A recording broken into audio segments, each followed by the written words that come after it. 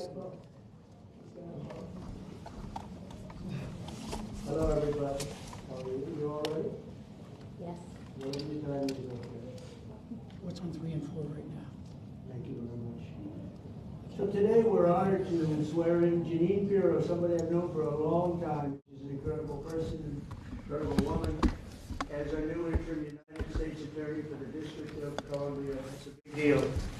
And I'd like to congratulate Jeanine and her whole family. And we have Christine with us, and Alex, I know, is in a very, very important place right now.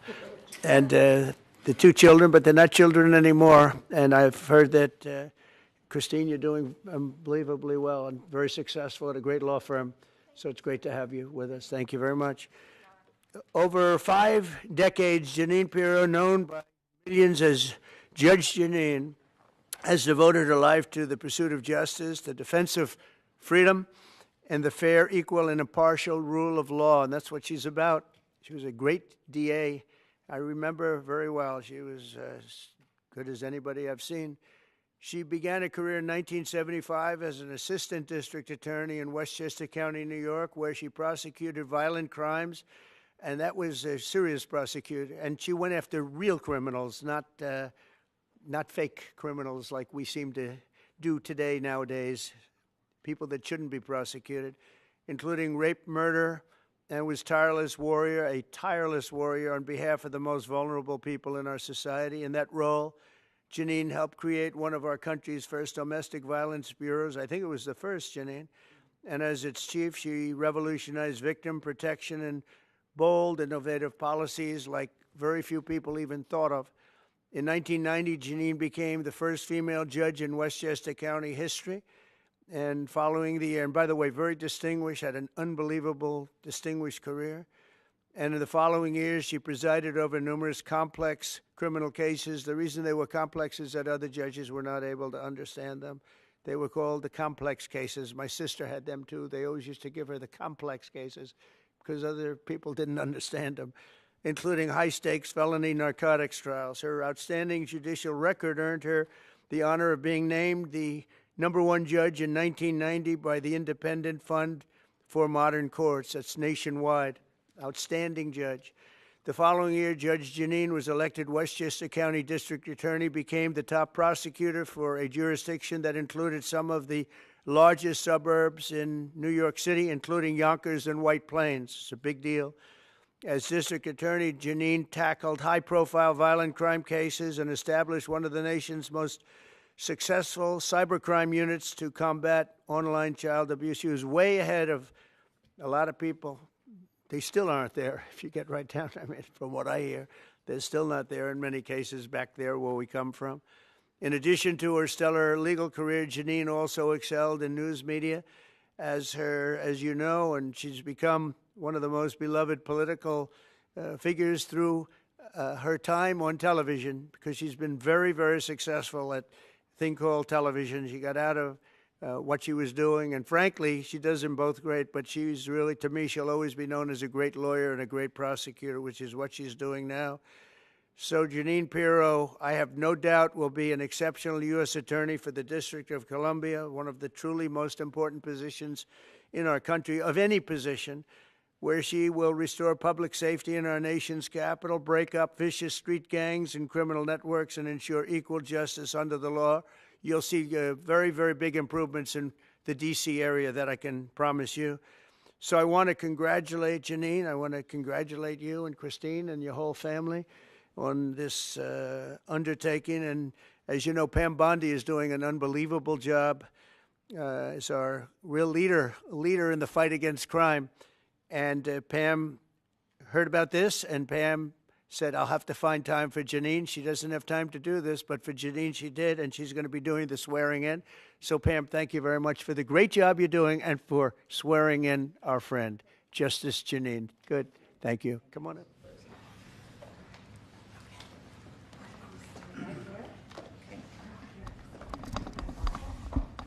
Oh, yeah. There we go. I do solemnly swear I, Jeanine Pirro, do solemnly swear that I will support and defend the Constitution of the United States that I will support and defend the Constitution of the United States against all enemies, foreign and domestic, against all enemies, foreign and domestic, and that I will bear true faith and allegiance to the same, and that I will bear true faith and allegiance to the same, and that I take this obligation freely, and that I take this obligation freely without any mental reservation without any mental reservation or purpose of evasion, or purpose of evasion, and that I will well and faithfully and that I will well and faithfully discharge the duties of the office upon which I am about to enter. the office upon which I am about to enter. So help me God. So help me God. Congratulations. Thank you.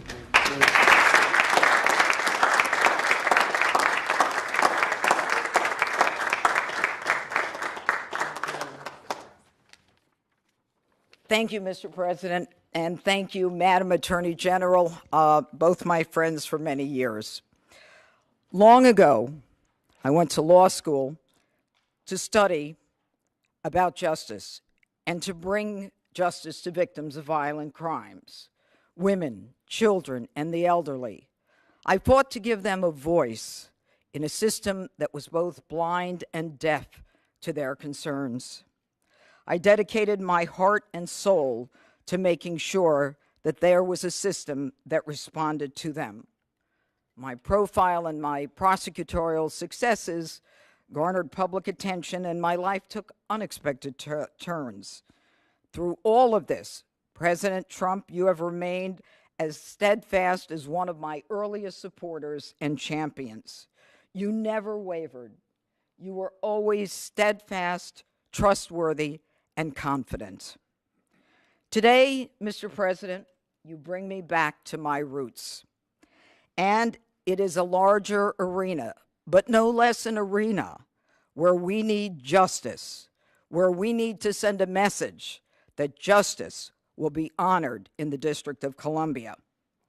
And just last week, here in our nation's capital, two people on the brink of beginning their life had hopes and dreams that were never realized because a cold-blooded murderer made a decision to shoot them down on the streets on a cold, rainy night in our nation's capital. This will not go without just accounting. My voice should be heard loud and clear. No more tolerance of hatred, no more mercy for criminals. Violence will be addressed directly with the appropriate punishment. And this city will again become a shining city on a hill in an America that President Trump has promised to make great again and will make safe again. Mr. President, America thanks you, and I thank you.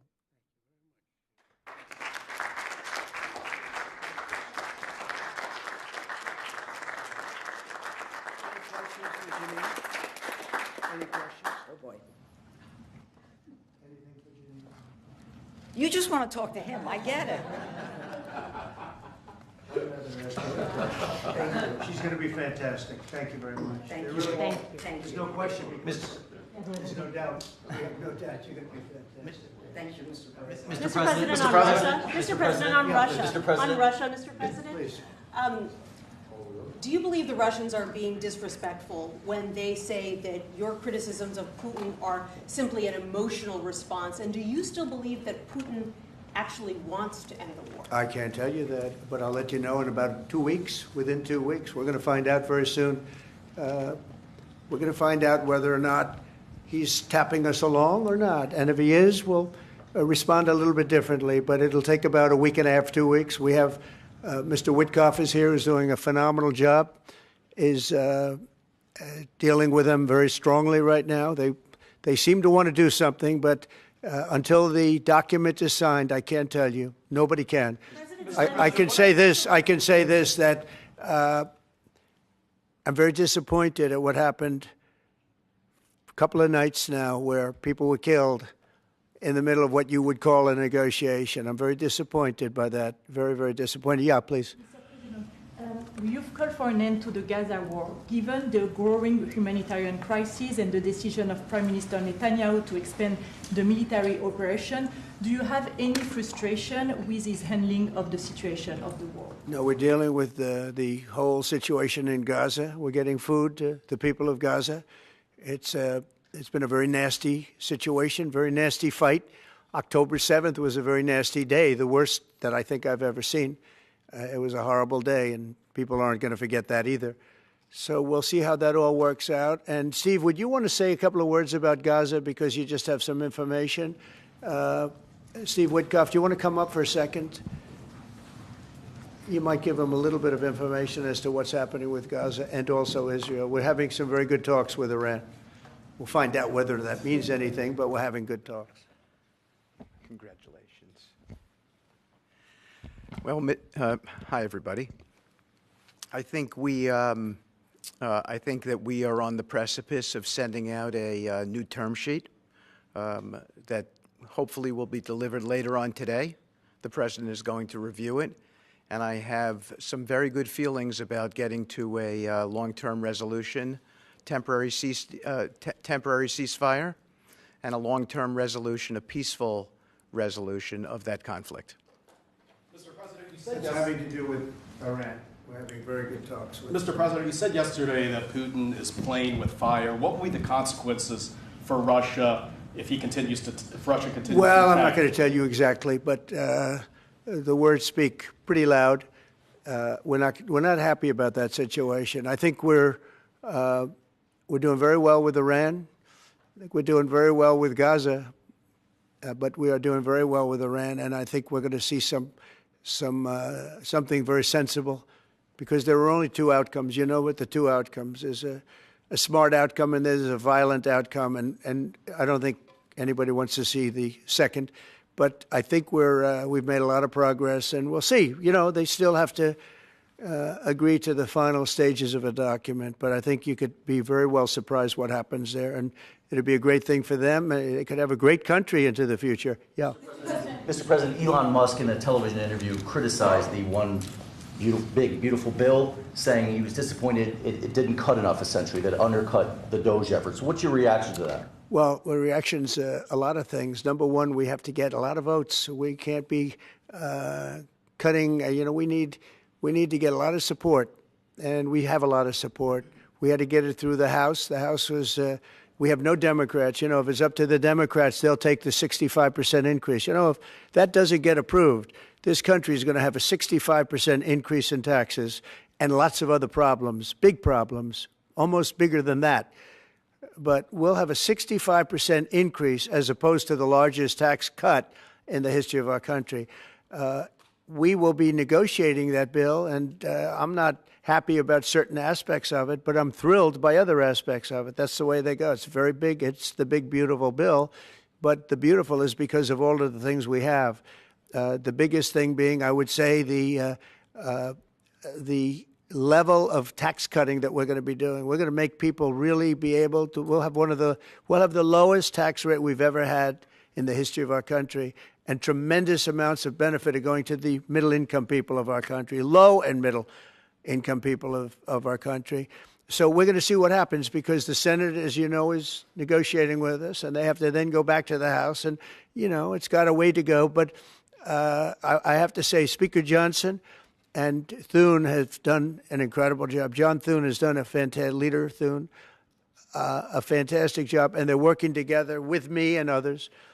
And I think we have an amazing, if we pull this off, remember, we have 0 Democrat votes because they're bad people. There's something wrong with them. You know, they'll let people pour into our country. Single biggest problem is we had 21 million people pour into our country, probably higher than that. And they're people that weren't supposed to be here. And many of those people are bad. Murderers, drug dealers, the mentally insane. They were closing mental institutions all over the world, not South America, all over the world. They're coming into our country, and we're getting them out. And we're having a hard time because some judges aren't making it very easy for us, and it's tough enough. They approved that. They allowed that to happen to our country. We don't have one Democrat vote. And if I were a Democrat, I'd be voting for this bill, and I'd get elected to any position I want as a Democrat.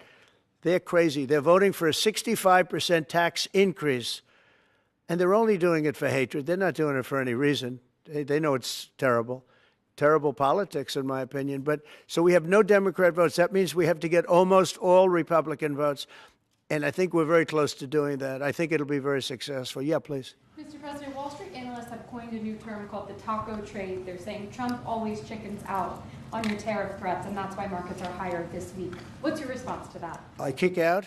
Chicken out. Oh, isn't that nice? Chicken out. I've never heard that. You mean because I reduced China from 145% that I set down to 100 and then down to another number? And I said you have to open up your whole country. And because I gave the European Union a 50% tax tariff, and they called up and they said, please, let's meet right now. Please, let's meet right now. And I said, okay, I'll give you till Jeanine. I actually asked them, I said, what's the date? Because they weren't willing to meet. And after I did what I did, they said, we'll meet anytime you want. And we have an end date of July 9th. You call that chickening out? Because we have $14 trillion now invested, committed to investing when Biden didn't have practically anything. This country was dying. You know, we have the hottest country anywhere in the world. I went to Saudi Arabia. The king told me. He said, you got the hottest we have the hottest country in the world right now. 6 months ago, this country was stone cold dead. We had a dead country. We had a country people didn't think it was going to survive, and you ask a nasty question like that.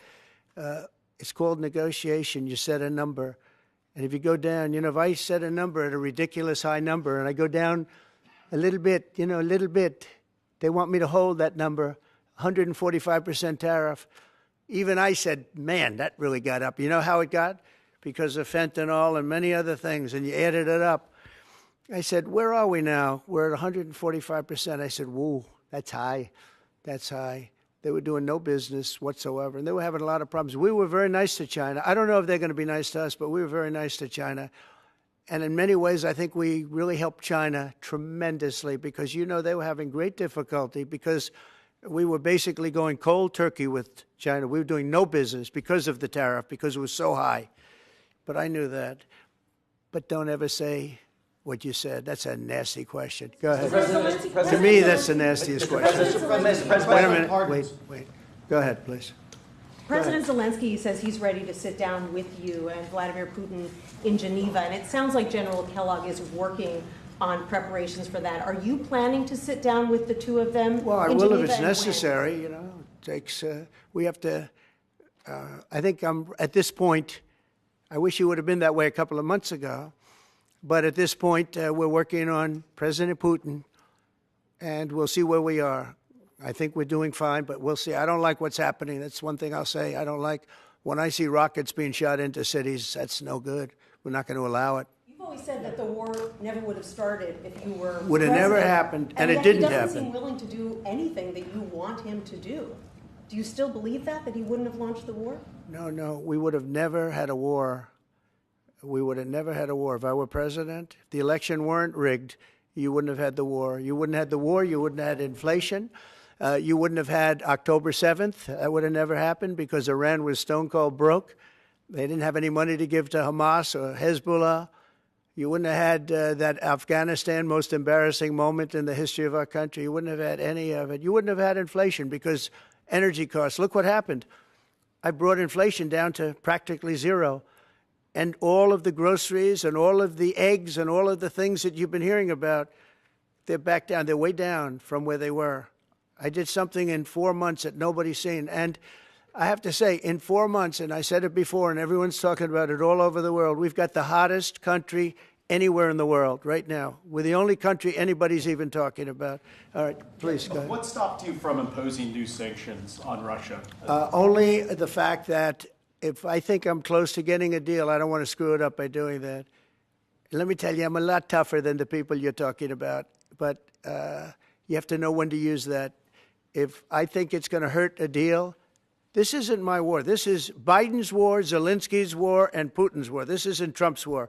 I'm only here for one thing, to see if I can end it, to save 5,000 lives a week and a lot of money, the money being much less important, because I made that money. I went to Saudi Arabia, Qatar, and UAE.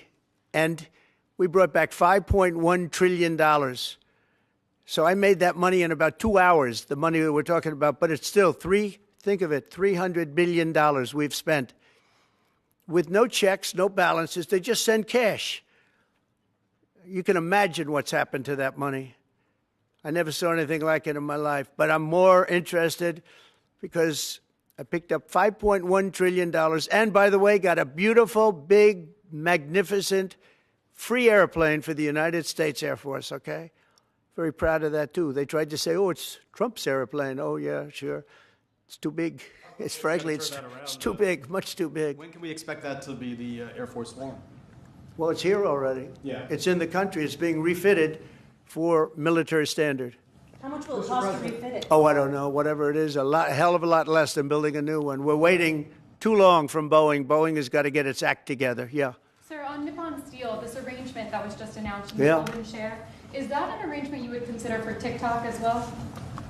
Nothing to do with TikTok. Totally different kind of a deal. We'll have to get, to do it properly, we'll probably have to get China's approval. China's never easy. China's never easy. But I think we'll be able to save TikTok. I'd like to save TikTok. I mean, TikTok was very good to me. I won the young people by 37%. No Republicans ever won, and I won by 37%. And Charlie Kirk will tell you TikTok helped, but Charlie Kirk helped also. Oh, he just happens to be here. Look at him. He loves that we mentioned that name, right, Charlie? He's done great, and I appreciate all the help. But with young people, we won by 37%, Charlie, and you helped. But TikTok was amazing.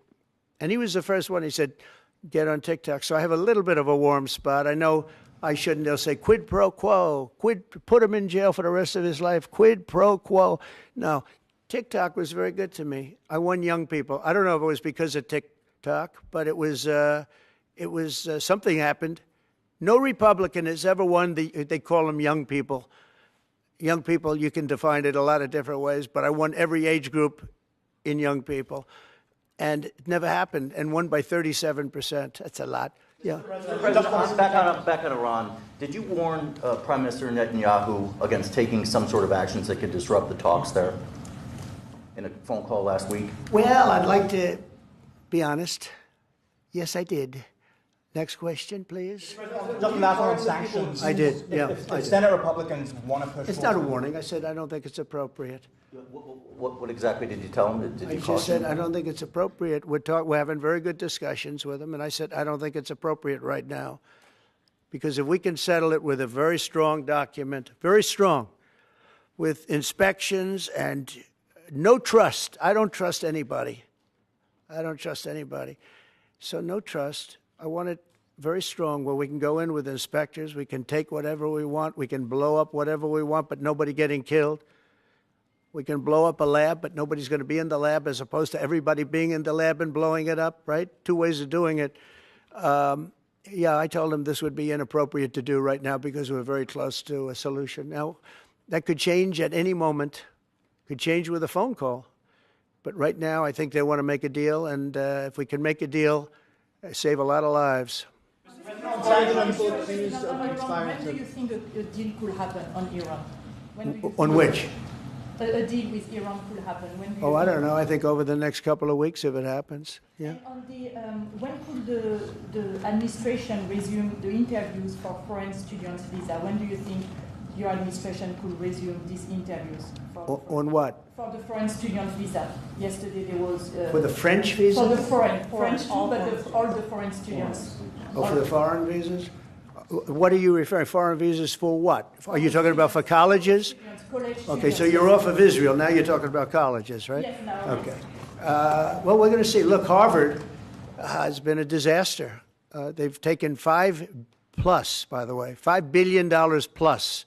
$5 billion. Nobody knew that they were making this kind. If we didn't do this, we would have never found this out, Pam. They're taking $5 billion. And I'd rather see that money go to trade schools. And by the way, they're totally anti-Semitic at Harvard, as you know, and some other colleges too, in all fairness to them. And it's been exposed, very exposed. And I think they're dealing very badly. Every time they fight, they lose another $250 million. Yesterday we found another $100 million. And they have, they have a fund, an endowment, $52 billion. All right? They get a lot of that from the United States. And I think it's ridiculous. I think everyone's coming up to me saying, we love the idea of trade schools. With that kind of money, and money from others, but money from them, you can have the best trade schools anywhere in the world. You give them to Iowa, Indiana, lots of good states, well-run states, and you give them the money. They can only be used for trade schools, and they'll teach people how to build motors and cars and AI. The AI, we're building plants. We're building hundreds of billions of dollars worth of AI plants. Already started, many of them. We've never had a boom like we're having now. You're going to see it. There's never been anything like it. So we're up to about $14 trillion in investments. There's never been anything even close. You look at Biden, this guy, they had people leaving as opposed to investing. And they're doing it because of November 5th, and they're doing it because of the tariffs. The tariffs have been tremendous. I can promise you, and I have great respect for the people at the European Union, they wouldn't be over here today negotiating if I didn't put a 50% tariff on. The sad thing is now when I make a deal with them, it's something much more reasonable. They'll say, oh, he was chicken. He was chicken. That's so unbelievable. I usually have the opposite problem. They say, you're too tough. Mr. President, on Harvard, there were some Jewish students protesting on campus yesterday. They said they don't want you making these huge cuts, cutting off student visas to Harvard in their name, because they feel Harvard like it has makes to them show more us, of a target. Okay, Harvard has to show us their lists. They have foreign students. About 31% of their students are foreign-based, almost 31%. We want to know where those students come. Are they troublemakers? What countries do they come? And we're not going to, if somebody is coming from a certain country and they're 100% fine, which I hope most of them are, but many of them won't be, you're going to see some very radical people. They're taking people from areas of the world that are very radicalized, and we don't want them making trouble in our country. So I saw yesterday that in the middle of the UK, there was a nice young man. He wants to go back to school at Harvard, and he looked good to me, but I want to check his past. But we want to be able to see why, these countries aren't helping us. They're not investing in Harvard and all of we are. So why would 31%, why would a number so big? I think, number one, I think they should have a cap of maybe around 15%, not 31%. We have people who want to go to Harvard and other schools. They can't get in because we have foreign students there. But I want to make sure that the foreign students are people that can love our country. We don't want to see shopping centers exploding. We don't want to see the kind of riots that you had. And I'll tell you what, many of those students didn't go anywhere. Many of those students were troublemakers caused by the radical left lunatics in this country. All right, one more question. President, yeah, go ahead, please. Will you pardon the people who are accused of conspiring to kidnap Michigan Governor Gretchen Whitmer? I'm going to look at it. I will take a look at it. It's been brought to my attention. I did watch the trial. It looked to me like somewhat of a railroad job. I'll be honest with you. It looked to me like some people said some stupid things. They were drinking, and I think they said stupid things. But I'll take a look at that. And a lot of people are asking me that question from both sides, actually. A lot of people think they got railroaded. A lot of people think they got railroaded. And probably some people don't. One more. Go ahead. How will the confrontation with Harvard end? Do you foresee? I don't know. I don't know. Harvard's got to behave themselves. Harvard is treating our country with great disrespect, and all they're doing is getting in deeper and deeper and deeper. They've got to behave themselves. I'm looking out for the country and for Harvard. I want Harvard to do well. I want Harvard to be great again, probably, because how could it be great? How could it be great when you have Harvard announced 2 weeks ago that they're going to teach remedial mathematics, remedial, meaning they're going to teach low-grade mathematics, like 2 + 2 is 4. How did these people get into Harvard if they can't do basic mathematics? How did they do it? I mean, people with 1,600 on their boards don't get in, and they're letting people in, and they're bragging about how they're teaching them basic mathematics. Where did these people come from? So we have to look at the list, and Harvard has to understand the last thing I want to do is hurt them. They're hurting themselves. They're fighting. You know, Colombia has been really, and they were very, very bad what they've done. They're very anti-Semitic and lots of other things. But they're working with us on finding a solution. And, you know, they're taking off that hot seat. But Harvard wants to fight. They want to show how smart they are, and they're getting their ass kicked. Thank you very much, everybody. Thank you, guys. Thank you, guys. Headed right back out this door. Thanks, guys. Thank you. Head out. Thanks, guys. Let's go. Thank you. Good luck, everybody. Yeah. Thanks, guys.